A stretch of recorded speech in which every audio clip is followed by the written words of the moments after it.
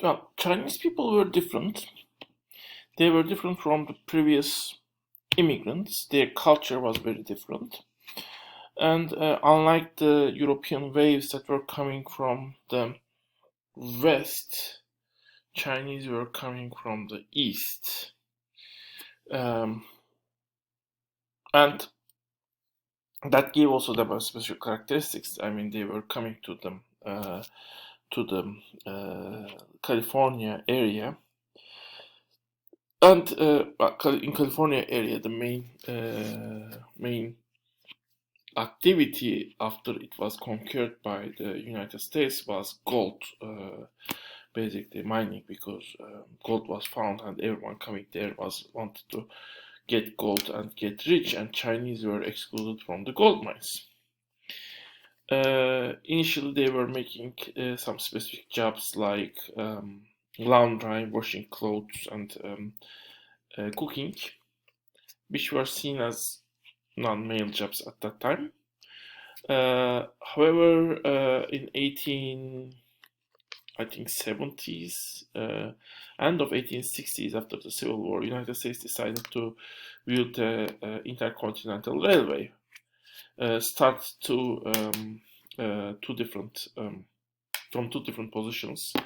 The construction was started, one from the west, one from the east, and they were meet at the middle. But in the west, there was no one who wanted to work in the construction yards. So reluctantly, because previously people were thinking Chinese, can Chinese people work at construction? People were not reluctant, but reluctantly, the people the company in the west, which was by the way Stanford company, which later built the Stanford University. It started to employ Chinese workers. Chinese workers were working for a cheaper amount, but even more drastically, they were actually decreasing. They were also willing to work for much less safer conditions, and they were working on mountains, and usually the company did not even provide sufficient shelter to them, and many of them died because snow fell from the mountains, and their shelters were basically buried in the ground and never found, basically. So in the end, the company, Pacific Railroad Company, Central Pacific Railroad Company, has actually profited a lot from this lowered labor cost as a result of Chinese employment. And Chinese workers started to be employed by different construction companies, and to some extent also industry, but especially construction companies started to employ them. And basically, well, the reaction of the non-Chinese workers was as expected. They say Chinese people are weird, lazy, loud. Their culture is so different, but they are also stealing our jobs. I mean, lazy and stealing our jobs actually is kind of something that is used for characterizing different immigrant waves. I mean, successive immigrant waves. Irish were lazy and stealing the jobs. Italians were that way. Jews were that way. Greeks were lazy and stealing the jobs of the previous workers, previous American workers. Chinese were doing that. Mexicans were lazy and stealing the jobs. African Americans, when they first moved to the north, were lazy and stealing the jobs of the white people. If you go to Turkey, for example, I mean, if you go to Germany, Turks are lazy and stealing the jobs of the Germans. If you go to Turkey, Syrians are lazy and stealing jobs of the Turkish people. Of course, if they are lazy, how can they steal the jobs? That might be the question. So, regarding to the woman, in 19th century, when workers, especially I mean male workers, were relatively and still more dominant in the, as I said, in many sectors they were still there, and they were first to organize because they had more connections, they have more experience working in the outside of their homes, and they started increasing the demand. A specific, their campaign of a specific amount of wage had an interesting name, which was called family wage. That basically means that workers wanted enough wage that would be sufficient for looking after their children and their wife, so that their wife and their children don't need to work. So as a result, the idea was here building natural family back. And in a natural family, the children as well as women are considered should not working. They should be at home. Of course, in reality, it was that way. To some extent, maybe when you think aristocratic families, women were not working and basically organizing some social events and hospitality, basically in medieval Europe and then in 17th and 18th centuries. But working families, peasants, for example, and in the city, usually women and children were also working, but usually in family farms, family establishments, where father was actually kind of acting like a boss. But of course, in the industry, now father is not anymore a boss. The children, wife, and the man might be working in different places, and that might actually degrade the family relations, which were contained in previous economic relations. But that's a kind of background story. But the main idea was it was unnatural for the women to work outside of their home, so they should stay at home.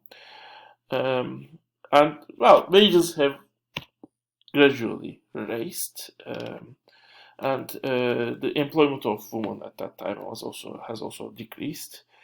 And in the United States, on the other hand, the organized workers, which were previously, the previous waves made the white workers to communicate with each other much better, and they have organized, and they had let the Congress pass a ban on, restriction of the number of Chinese immigrants who were able to come to the United States. Interestingly, this ban was it's called Chinese Exclusion Act. Later, it was also applied to other ethnicities, the Russians, Chinese, Italians, even. It was a time when United States was considering 1920s, where the nationalism was rising everywhere. In the United States also, they say, okay, we have a central culture, which is evangelist white culture based on more Anglo-Saxon type of ethnicity, so we don't want other cultures, including even Catholics, including even Jews, come to our country and basically degrade that culture. It was also a time when Ku Klux Klan, some political organizations against those other groups were on rise.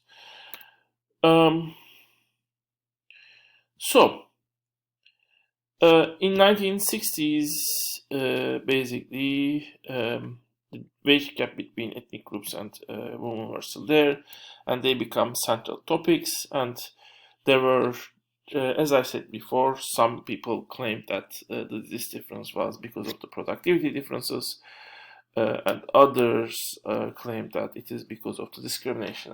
Because women and members of certain ethnic groups were paid less just because they are women and they belong to different ethnicities. So now we can start looking how to actually detect discrimination. How can we separate the productivity and the differences and the discrimination? And here I will mention the most popular method. There are other methods. Actually, there is an interesting experiment also where they have sent CVs and they have randomly given black sounding names, like in the United States, like Kerim. Kerim is actually similar to my name, is in the United States exclusively given to the black people. And black sounding names and white sounding names, and they sent the CVs to different employers, and the CVs were randomly matched to the names. So basically, black sounding name could get a good CV, white sounding name could get a bad CV. And when they randomly do that, basically the white people are called more, and there are other very interesting results. For example, one interesting result was the education. When they got more education, the wage increase for the black people is less than the wage increase white people get, for example, which gives us a reason why black people might not be that much motivated to get a university, a college education, for example. But this is a statistical method, the method that is mostly used. So statistically, the effect of the human capital, the personal characteristics that increase the productivity, and discrimination, non-productivity related, wage difference. So this is the most used method. So there are also critiques to this method, and we will also cover those critiques basically at the end of after we introduce the method, of course. Let's go down. Okay.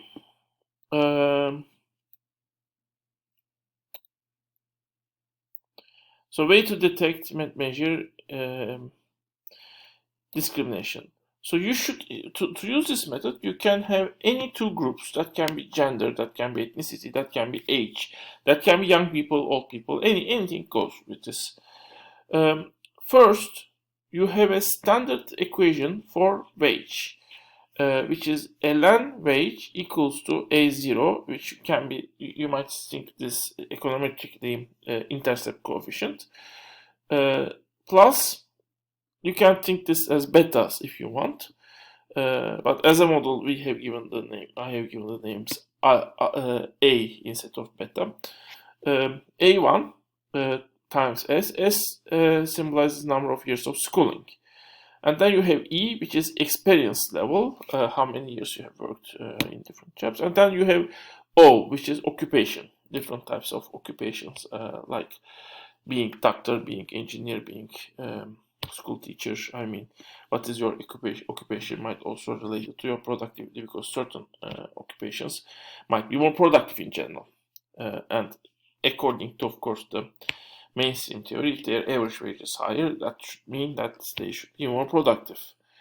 I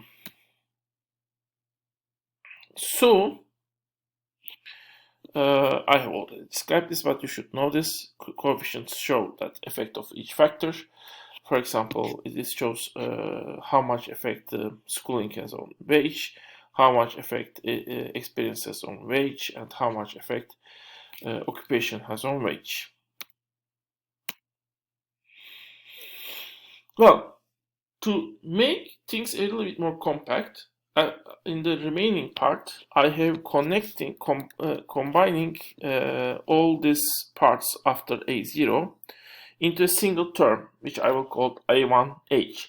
But when you make actual statistical analysis, you should use the open form, because you cannot measure the human capital directly.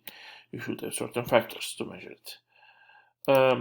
And I also will have actual data analysis, where you will be able to see actual effect of the specific factors.